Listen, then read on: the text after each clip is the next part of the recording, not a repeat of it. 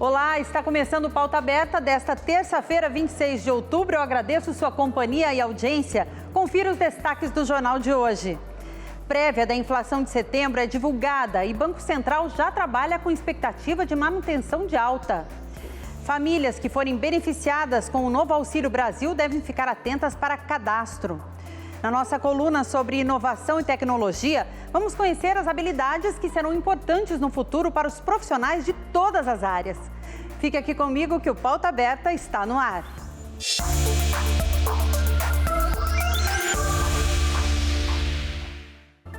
A prévia da inflação do mês de setembro foi divulgada pelo IBGE e os números são alarmantes. O Banco Central quase dobrou a meta estimada no início do ano, mas os números não param de crescer.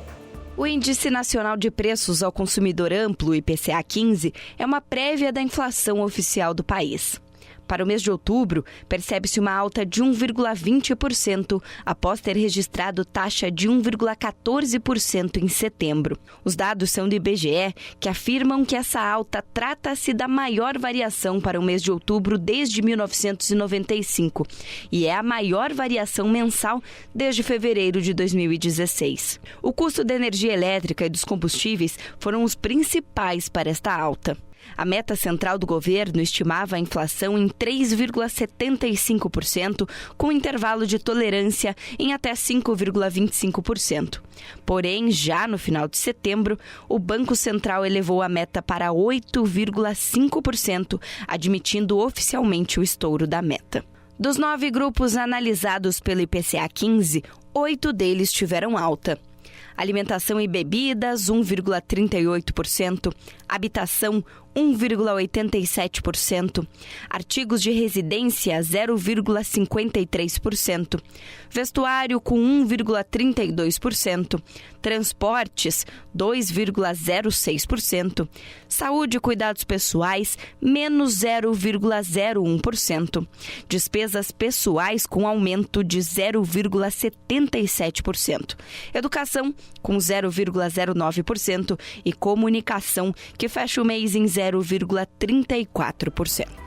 Já foi anunciado o valor do Auxílio Brasil de R$ 400, que deve começar a ser pago em novembro. Mas atenção para realizar o cadastro. Nem todas as regras de funcionamento do novo Auxílio Brasil foram repassadas pelo Ministério da Cidadania até o momento. Mas a principal delas exige atenção e agilidade das famílias interessadas. E quem pode receber o benefício que vai substituir o Bolsa Família? A resposta é quem estiver inscrito no CAD único do governo federal. Esse programa serve de base para o pagamento de todo o benefício social e quem já fez não precisa refazer. O CAD único é para quem tem renda mensal de até meio salário mínimo ou ainda para as famílias que somem renda de até 3 salários mínimos. Para fazer a inscrição é preciso procurar a agência do CRAS do seu bairro, da sua cidade. É o tipo de cadastro que pode ser feito de forma presencial, com o interessado apresentando os documentos na hora. A lista é básica e conta com CPF, certidão de nascimento ou certidão de casamento. A partir desta semana, os mais de 13 mil cartórios brasileiros passam a ser pontos de apoio às mulheres vítimas de violência doméstica. Quem tem mais informações é a Cláudia Vincentim. Olá, Vanessa. Uma boa tarde para você e para todos. É isso mesmo. A partir de agora, as mulheres têm mais um canal para realizar denúncias de forma segura e sigilosa. 13 mil cartórios em todo o país passam a receber as denúncias. A mulher pode conversar com o funcionário do cartório ou, no caso de não querer falar, ela pode sinalizar desenhando assim, na palma da mão um X e mostrando ao atendente. Eles estão treinados para entender a mensagem. Em qualquer uma das situações, o funcionário deve encaminhar a vítima a uma sala onde vai registrar a denúncia de forma discreta e acionar as autoridades.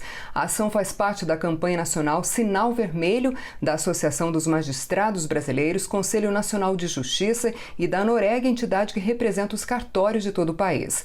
Já foi amplamente divulgado que, infelizmente, a violência doméstica cresceu muito durante o isolamento provocado pela pandemia. Segundo dados da Associação dos Magistrados, mais de 17 milhões de mulheres sofreram violência física, psicológica ou sexual entre agosto de 2020 e julho deste ano.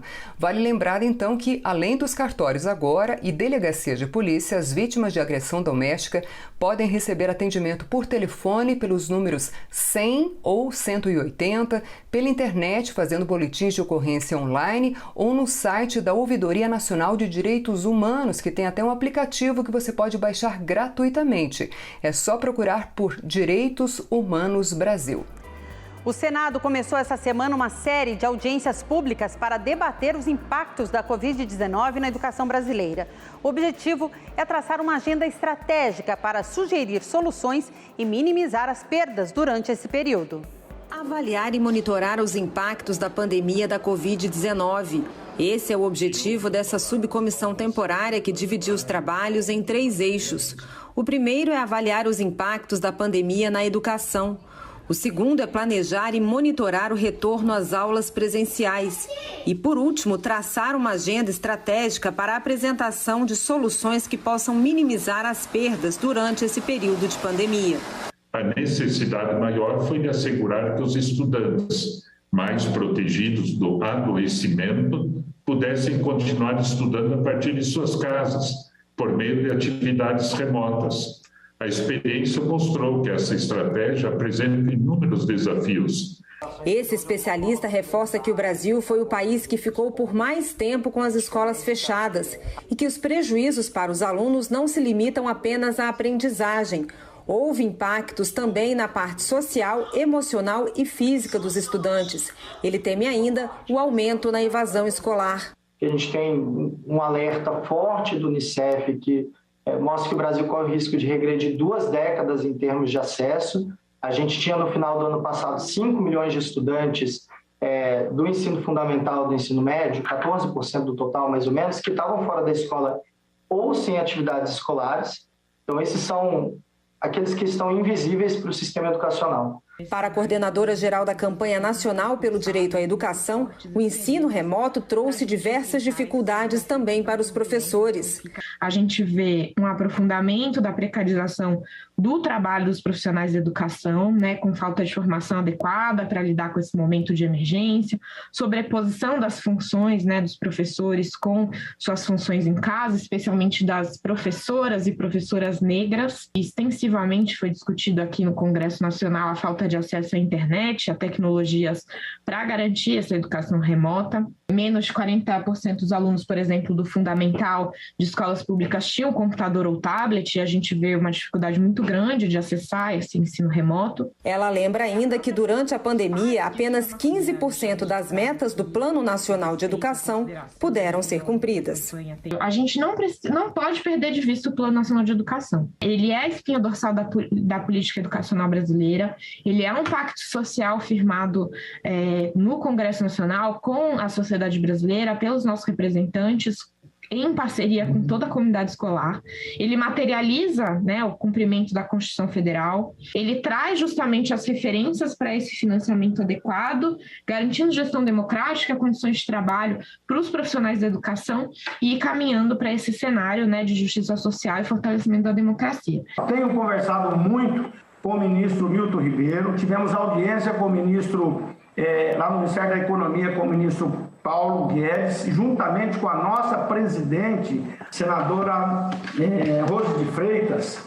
E olha, nessa discussão, senhor presidente, conseguimos já ter a garantia por parte do ministro da Economia de termos ampliado em 28% os recursos da educação para o próximo ano em relação ao ano passado, a este ano. Pós-pandemia, nós vamos precisar continuar trabalhando, principalmente também com a nossa ciência, com a nossa tecnologia, a educação voltada para a ciência e tecnologia e vice-versa. E a Cláudia Vincentim volta com mais informações agora sobre a novidade para o pagamento do IPVA no estado do Paraná. A partir do ano que vem, as guias poderão ser pagas com o cartão de crédito. Pois é, Vanessa, essa nova modalidade de pagamento do IPVA no Paraná foi anunciada ontem e os detalhes vão ser publicados no Diário Oficial nos próximos dias. O que se sabe é que a nova forma de pagamento do imposto passa a valer em 2022, ano que vem. Uma das regras para o uso do cartão de crédito para quitação é a emissão do comprovante de pagamento ao dono do veículo pela operadora de cartão credenciada. Todo o processo será fiscalizado pelo governo do estado. E é importante ressaltar, Vanessa, que apesar dessa novidade, as guias de pagamento ainda só podem ser emitidas pela internet, pelo portal da Fazenda, ou seja, nenhum proprietário de veículo vai receber boleto ou qualquer outro aviso de pagamento em casa. Então tem que ficar atento a isso, porque a quitação do IPVA é obrigatória para a emissão do certificado de licenciamento do veículo pelo Detran do estado. Depois do intervalo, você vai conhecer uma doença que faz com que a pessoa só consuma alimentos saudáveis. No mínimo curioso, não é? Então não sai daí que eu te espero.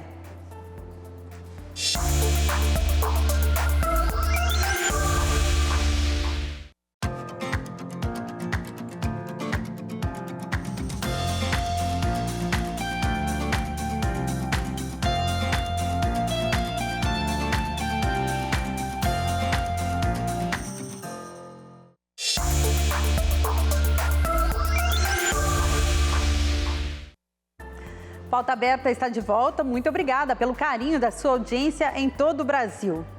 Hoje, na nossa coluna sobre tecnologia, vamos falar sobre habilidades que serão importantes para os profissionais no futuro.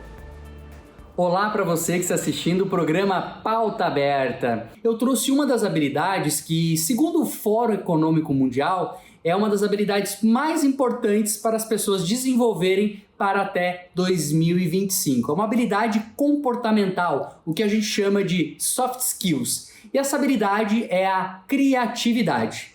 Para muitos, um dom, mas na verdade a criatividade ela é uma habilidade como tantas outras que pode sim ser desenvolvida. Mas afinal, o que é criatividade? Existe um conceito muito simples que eu gosto que explica o que é a criatividade.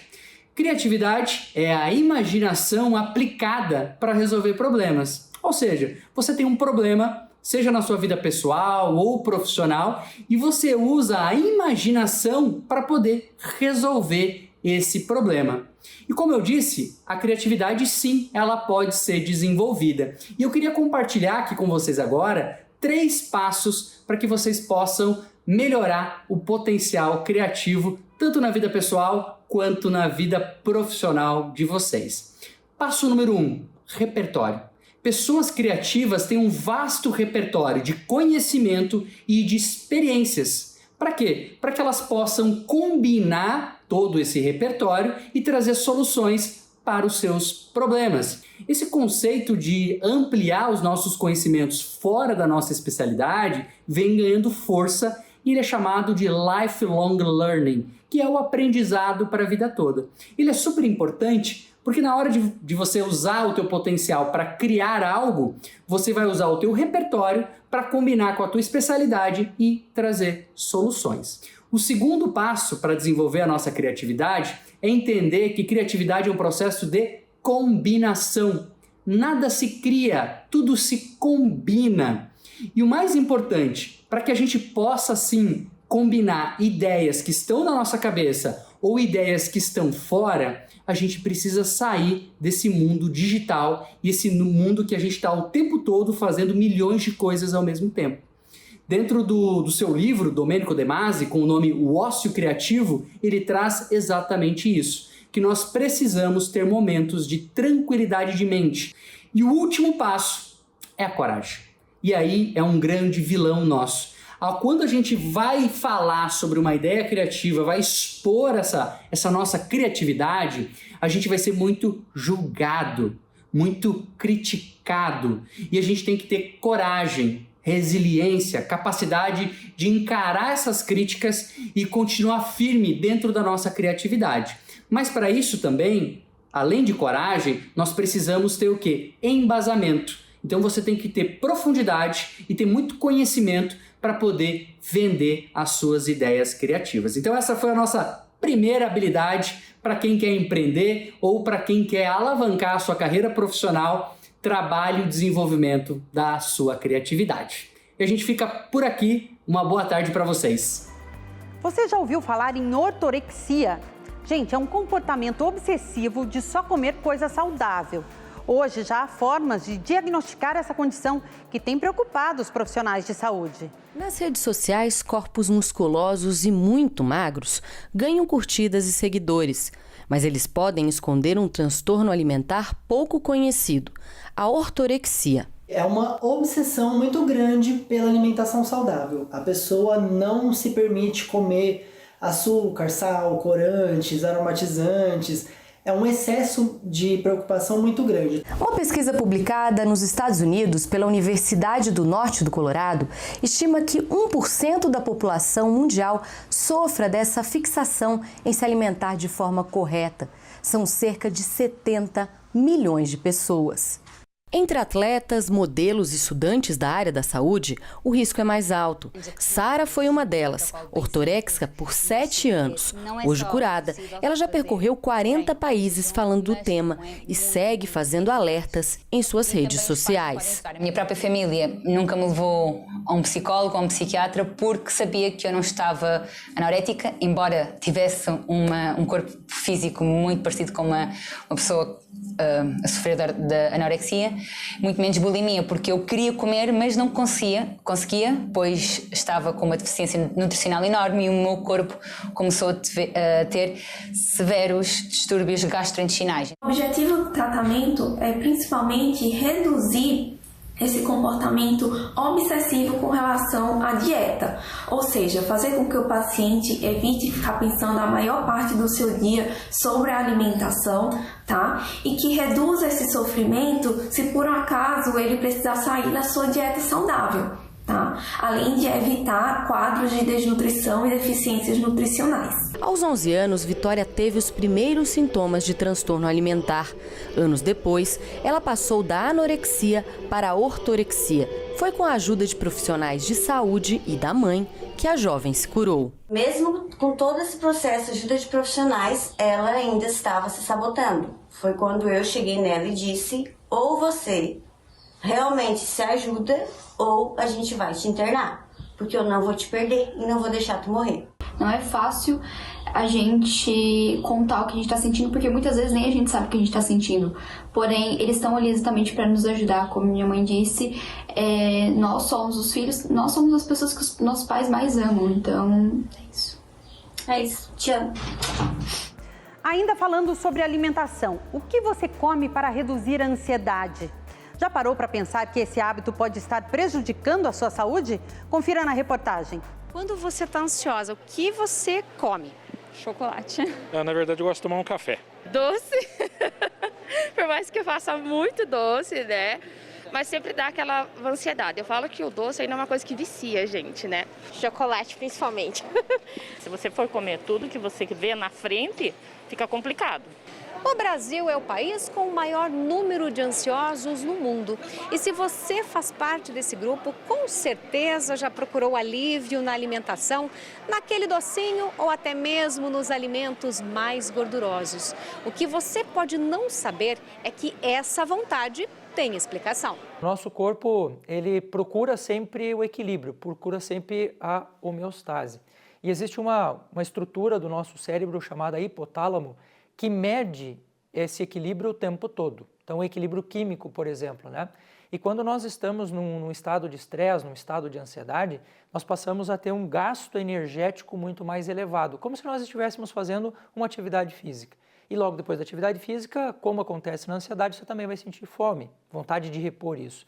E o hipotálamo, quando ele percebe que esse gasto energético aumentou muito, ele vai buscar nas fontes primárias, nas fontes mais rápidas, a energia para poder repor isto. E as fontes mais rápidas são o carboidrato e a gordura. Só que esses alimentos não resolvem o problema e, o pior, ainda prejudicam a saúde. Alimentos normalmente muito ricos em refinados, então farinha branca, alimentos processados, como, por exemplo, hambúrgueres, às vezes com uma quantidade um pouco maior de gordura, um pouco maior de bacon.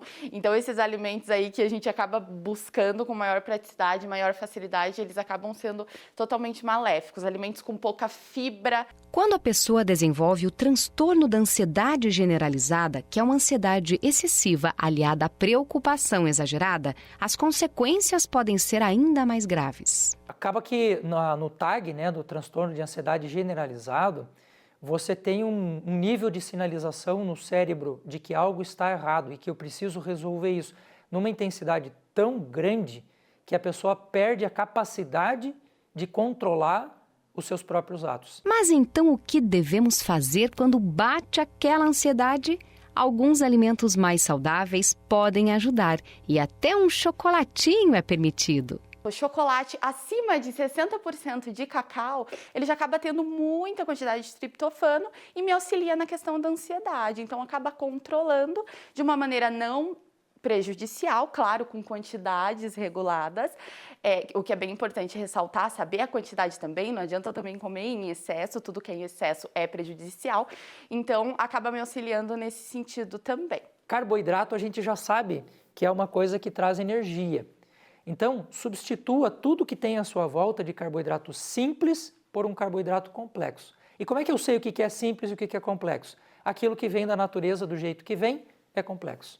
Aquilo que o homem põe a mão, ele se tornou simples. Tem um dizer que eu gosto muito para os meus pacientes de ansiedade, que é assim: descasque mais e desembale menos. História resgatada. Uma estela maia do sítio Piedras Negras foi entregue esta semana à Guatemala. A cerimônia aconteceu na sede da Unesco em Paris. A Guatemala recupera uma estela maia que estava prestes a ser leiloada há 2 anos. A peça arqueológica, chamada de Estela número 9, desapareceu da Guatemala na década de 60. O objeto foi comprado em 1963 em Paris por Manichack e Jean Orance, um casal de colecionadores. Em setembro de 2019, após a morte do marido, Manichack Orance leiloou sua coleção. No caso da Guatemala, fotografias da estela tiradas em sua descoberta em 1899 foram preservadas. Então a peça foi retirada do leilão. Por meio da mediação da França e da Unesco, Manichack Orance optou por devolver voluntariamente a obra para a Guatemala. A estela maia, em calcário e com cerca de 50 centímetros de altura por 5 de largura, é a parte superior do penteado do governante IV de Piedras Negras. Ele chegou ao poder no ano 780 da Era Cristã. Pauta Aberta está terminando. Até a próxima!